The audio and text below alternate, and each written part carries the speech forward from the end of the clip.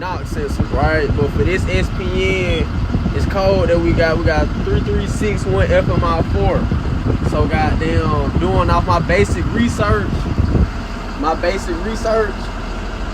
is something along the lines of after treatment dosing and based off the 33 numbers. So goddamn, we gonna get insight connected up to it. I'm gonna show you what the codes read, and we're gonna show you how I went through the process to get this mug up off the goddamn instrument panel.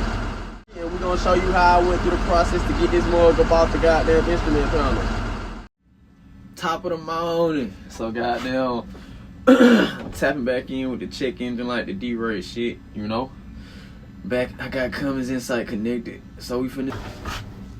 I got a child on my left. My right hand, so I'm operating my left. Fault codes may indicate an open and short in the harness. Circuit wire harness ain't good. Okay.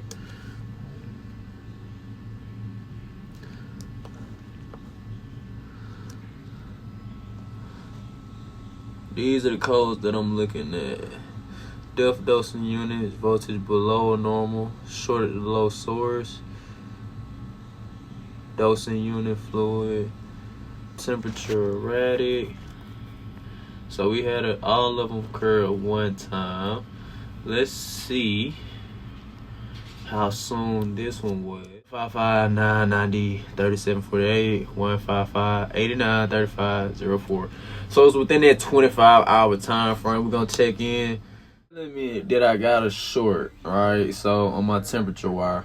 So we not really gonna go into the troubleshooting, guys, right now at this very moment. If I need to, I'll go and let you guys see what that process is like, but I really need that right now since I already know that it's a short. Really in the harness. That's where my issue lies with this one. Depth dosing unit is short in the harness, Now let's hope, right, that this short in the harness didn't lead to the failure of the actual dosing unit, because this says short at the low source, which is the dosing unit in this case. It won't be the ECM, because that'll be a higher source, or that'll just be the power wire broken. So we're gonna tap into it, see what the harness looking like, and I'll let y'all see. We're gonna replace the 12-pin connector, and then test it with the old dosing unit on to make sure that, you know, everything's everything, and if that fails, right, then the unit gets a new 12-pin connector because it's needed, and a dosing unit because the dosing unit has been shorted, because I'm on left with the code. I'm on left with the code that says low short. So it's either the dosing unit or this 12-pin connector. And this just to give y'all a view of what I'm working with as of right now, you know, just a little small view. As far as after I did it, because I be having to move over the time of the day, and it's a Saturday too, so I'm trying to go through it as efficiently as possible to speed y'all up and show y'all where I'm at now in the process. The only thing that has been done is a 12-pin connector. Change that out. Let me show you real quick.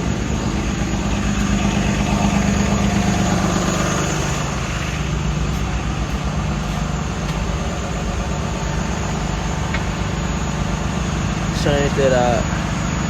That's not supposed to look like that. You know, that's not supposed to look like that. That's what it's supposed to look like.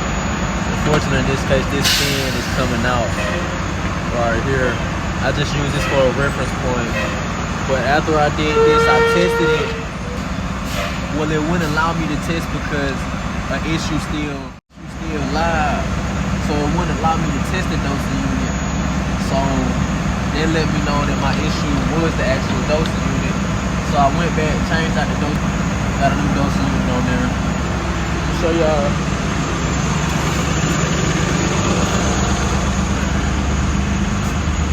Now,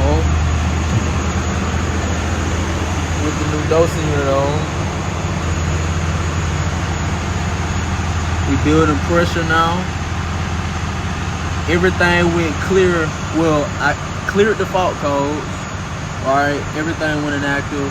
Cleared the fault codes.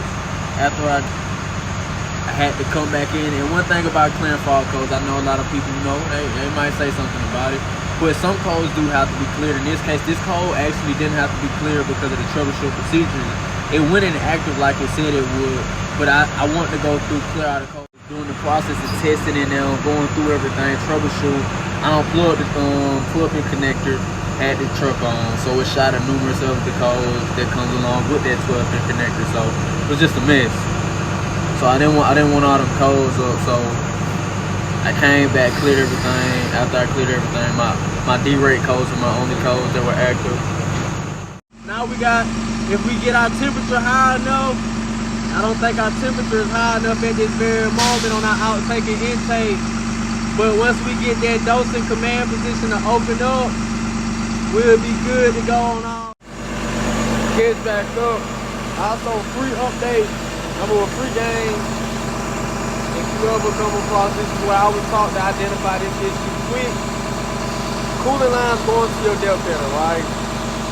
On this specific unit, right, this jockey truck, it has a depth coolant control solenoid that controls the temperature, and it opens and closes, and it basically functions as on how much of what the temperature should be going to the depth tank, right? I mean the depth head over the depth tank.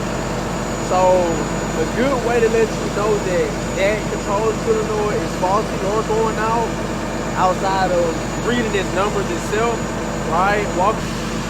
Grab your line, right?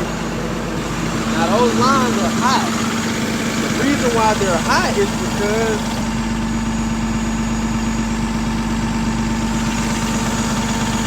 it should never be up that high. So gotta change that control solenoid out. Your temperature should never be that high. It's not even 105 degrees outside, you know, let alone 90. So it's around about give or take 60, if 70, but 60. So it should be well at 60, like with its minimum.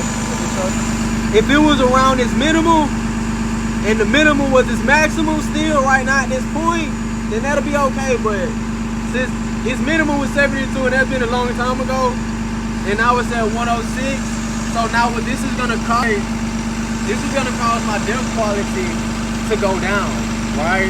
So my depth quality went from 32 to 33, and it's just gonna keep going higher and higher, and it's gonna keep getting worse in a sense, right? Because the quality of the fluid is burning at a different rate, so I'm losing depth at a faster rate.